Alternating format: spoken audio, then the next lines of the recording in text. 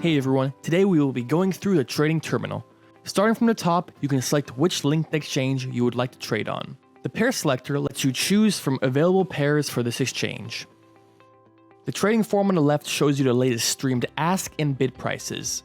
On the left, you have the balances of your coins in this pair, and in terms of order, we have support for market, limit, as well as stop orders. Users can also use this three-way calculator to calculate how much of an asset they want to buy or sell in terms of USD or one of the pair currencies, which comes in very handy actually. The Capfolio platform also contains TradingView charts with all the advanced features that come with it, live order book and trade history from the exchanges.